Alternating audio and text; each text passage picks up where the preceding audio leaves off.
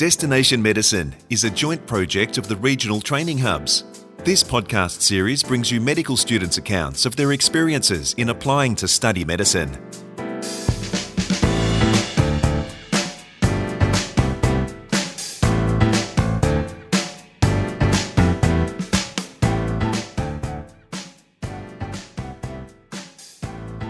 Lucas Quinn had already had a full life before he applied to medical school. He spent most of his formative years in South Africa, moving back to Australia in 1998 and heading to university in Armidale, New South Wales, which he loved, by the way, passing exams with the least amount of effort, he says, while enjoying everything about small-town life. Then he was off to study nursing in Brisbane, which also included many months of travel. Think riding motorbikes through India and exploring South America. But as his nursing career developed, so too did his belief that this wasn't the career for him. Thus, it was then that he finally applied to medical school. But the early years weren't easy. It had been way too long since he'd studied, and he admits he's terrible at it anyway. And by then, he had a wife and small child to consider. How could he find the right balance between becoming a doctor and remaining a committed family man? Luke Quinn describes the journey from nursing to Alice Springs as a fifth-year medical student. It's been quite an adventure. He takes Heather Dawson back to the early days. What was Luke Quinn doing pre-medicine? Pre-medicine, I was living in Sydney. I'd been nursing for 10 years probably by the end of it. I spent a lot of time in the community garden and at the beach, and I was a bit frustrated in nursing. So eventually I ended up going into medicine, but I suppose my path was a lot longer than other people's getting there. And along the way, you had personal experiences that were obviously great. You met your wife on the ward. That's right. That was early on in the nursing days when I was working in Brisbane on a gastrointestinal ward, actually. Upper GI surgery and lower GI surgery, for those that know, in the Wesley Hospital in Brisbane, and it was my first nursing job, and she was a nursing assistant and training as well to be a nurse at the time. Yeah, we met there, and as she always jokes, over a dirty pan in the pan room. And from then on, I suppose it was a tumultuous relationship at times that ended up us together and with a 2-year-old 10 years later. So from nursing, when did you decide to become a doctor and why? At the time, working nursing in Sydney, I was at a big tertiary centre and I was occasionally the nurse unit manager of an emergency department or working on the floor there, as in working shift work. And I suppose I saw a lot of interns coming through, and in the time I was there, I'd see them from them being fledgling doctors to becoming residents to becoming registrars. And I knew that I had taught them quite a lot in that time. And I saw the jobs they did and realised that I could potentially do it. And I suppose it took me a long time to realise that that was something I could potentially do. And I thought, well, should I do it? Because at the moment I'm doing a lot of management in nursing. It wasn't very fulfilling, but it was very tiring. It was a lot of shifting people around the emergency department and a lot of trying to make sure the key performance indicators were looking good, but not really a lot of caring for patients. And it was very tiring work. And so I was working 3 or 4 days a week and exhausted from it. And I thought there's probably a better path for me. And so I slowly sort of threw my hat in the ring for medicine. Did you tell friends and family that you'd decided to switch course and head into becoming a doctor? Or your wife too? Was she supportive? Yeah. At the time when I first did the GAMSAT, I just thought I'll just have a go at this exam and see if I can even get anywhere near passing. And so I told people around me. I suppose I told my family. It's a bit funny. Sometimes in nursing, your close friends are supportive and others you don't think nursing is good enough. So they shun you a little bit, some people.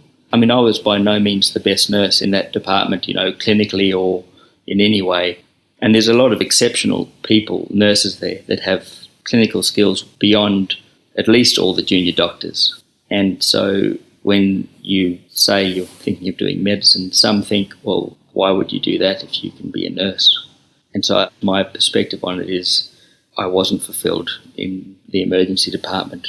busting myself every day, and I thought I could do it in a different way. Well, tell us a bit about the GAMSAT and how you prepared for that and how did it go? I did it twice. First time I passed, but didn't get an interview for any of the unis. I think I got 58, and my study had been 2 weeks of looking at online tutorials for science tutorials, which is grossly underprepared. Where did my preparation started? Staring out the window at science class in school, which was a long time ago. I'm 40 now. So when I was doing my GAMSAT, I'd been out of school for 15 years and I wasn't a very good student there. So I'd had to relearn a lot of chemistry and try and remind myself of it. And the GAMSAT itself is a bit of a hairy beast. It's got critical thinking in the sciences, the bulk of it. So like I say, I did it a second time and studied for 3 months, I think, 2 or 3 months, and hardly got any more marks. So I'm not sure if I can give any advice on the GAMSAT other than study the basic sciences, and there's plenty of courses out there that people pay for. I watched free online tutorials, mostly from Khan Academy. There's a man in the US, Salman Khan, who is an excellent tutor, and I think that largely got me through the GAMSAT and got me up to speed on Year 12 science. So how many universities did you apply for, Luke? And do you have any tips on the application process then, at least? I applied for, it's a fairly standardised system, and you put in your preference list of places, and I got my third, which was to go to ANU in Canberra. Applying is not the hard part. They will select you on your marks and what you've been doing previous to this and your experience, and then that is for an interview. So the interview process is fairly standard. I think what they want is someone that can communicate, someone with empathy, and someone with a moral compass. And that is largely what they look for in that interview process, that they're going to invest in somebody that is going to become a good doctor. Do you think it stood in your favour that you had had so many years' experience as a nurse before going into medical school to be a doctor? It's a big question, and I think it probably holds me in good stead to become a doctor. Did it hold me in good stead in university at med school? It was very difficult. The first 2 years were a barrage of science that was very difficult for me, and I got through. But to be honest, if I'd known how I would have felt going through this, I think I probably would have said, this is a very difficult path and I'd like to know how I would have felt before going into it. I was fairly blind through a lot of it. With a lot of help from the younger people in the course and some tutors, I got through. But did nursing help me? Definitely not in those first 2 years. In the next 2 years, somewhat. But I suppose my best advice to people doing it is acknowledge before you start that you are there to become a doctor, not that you are a nurse or have come from a profession. Because I suppose I had an arrogance about me that didn't allow me to leave my nursing at the door. Now, you went through the rural pathway, is that correct? That's correct, yeah. And I understand you did have some amazing opportunities during that time at medical school. You assisted in a research project in a remote Indigenous communities in northern Queensland. That would have been amazing. That was in Yarrabah, the research I did.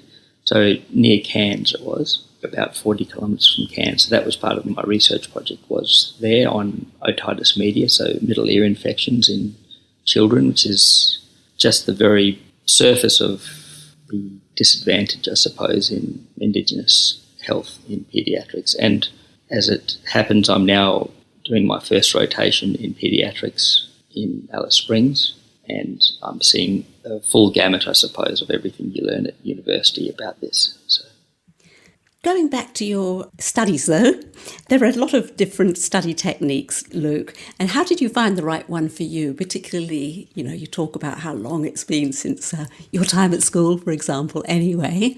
My time at school and my time at university, I'd worked all through nursing, so my study had been fairly brief, I suppose, and I'd done enough to get through. How did I study? There's a lot out there and a lot of ways to go about it. I think coming into it as a mature age student and someone with medical knowledge, albeit from nursing, I need to understand the concepts instead of rote learning things like a lot of people are able to do. So people use various digital flashcards just to remember facts so they can regurgitate them, and they don't sit in my head, they don't stay there. So I need to go conceptually from the beginning, and it was very laborious because I feel like I needed to understand everything from the floor up instead of knowing small bits that were going to be asked. You really need at med school to filter through a barrage of information and resources. Every few days someone will say, have you seen this book? Have you seen this PDF? Have you seen this past exam paper? I think the best description I got was from an intern just before I started med school. He said, good luck. I was in economics and then did medicine. And he said, med school is basically like trying to drink from a fire hydrant. And it was exactly that. The amount of information you get from the university is probably matched by the amount of information you get from your peers on all these resources, and it's entirely overwhelming. So being able to filter out that and stick with the good information and what works for you is what's important. What about imposter syndrome, Luke? It's one of the things we ask students for the Destination Medicine podcast series because it is clearly there for many. Was that a problem for you? Yeah, I think it's ongoing probably. Sometimes I still think I'm a nurse that somehow got through med school. Instead of saying to myself, well, I'm a junior doctor, I'm an intern, I need to just work like I am an intern. And the other side of it was me fighting this battle inside myself to go, you need to acknowledge that how do I bring my knowledge from nursing and how do I bring it with me and put it into this new context? And I don't think universities are very good at that, so you need to do it yourself. They're not very good at going, we acknowledge what you have done and we're going to try and work with you. They are much better at getting people from a medical science degree and turning them into junior doctors. So all through that it was reinforced by that here I am doing anatomy with people that have done 2 years of anatomy before them, or physiology with people that have done a few years of physiology just the year before. And when I brought clinical know-how, it wasn't of much use to me. So it definitely existed. How do you overcome it? I fall back on the fact that I've been chosen to be at the university. I've passed the rigorous process. I've passed the GAMSAT. I've got in through the interview. I've passed each year of med school. And it's not easy, and people do fail, and people do drop out. And so I know that I'm meant to be here in the end. From a personal point of view, also, Luke, you're not just on your own. As a mature student, you bring a family. Yeah, that's into right. the equation as well, and that is an extra, joy, obviously, but complication too, I would think. Yeah, it is. Your life looks different from everyone else's, or a lot of other people's. There are a few parents in my year, but probably 3 or maybe 4. And Arlo, my son, came along about 4 days before the second year exams. And so I sat in this exam wondering what my newborn was doing. And you're trying to work out how to be a parent, and it's quite a confronting time. Needless to say, I failed that and had to sit the supplementary exam because I wasn't quite in the right headspace. So, Luke, what is one piece of advice you wish you were given before you started your medical journey to become a doctor? Know why you want to do it and understand why you want to do medicine. And I think it was quite mixed for me why I wanted to do it. I feel like I fell into nursing in some ways because I'd been working in a similar field in disability care. Then I felt like it was one of my first real decisions where I thought I want to do this. But in a sense, it was an extension of nursing where I saw a lot of doctors functioning as doctors, and I thought, well, I can do that. And I need to visualise now where I'm going to end up as a doctor. And is this the path I want to take? And I think it is. But I think that's the most important thing is if you can have your eyes on the prize, then you can keep going. If you know why you want to do it, then you can keep going. But if it's a confusing sort of prize or a confusing image in your head, then you might lose faith. So, Luke, how do you visualise your future as a doctor? I think my future as a doctor is probably along a pathway through the rural and remote medicine where you can become a generalist of sorts, so you can do general practice and additional subspecialty.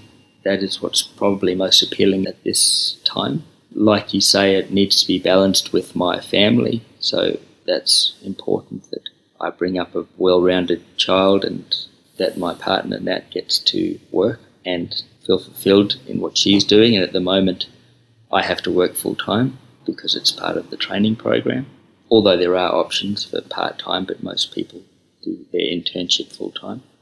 I think what it will look like for me is some GP work, probably some critical care work like emergency in an emergency department somewhere, and probably some locum work into remote areas, and hopefully working less than full-time so I can do those things that I enjoy, like my family, having a garden, having time in nature, I suppose, these things need to come along in a co-priority with a career.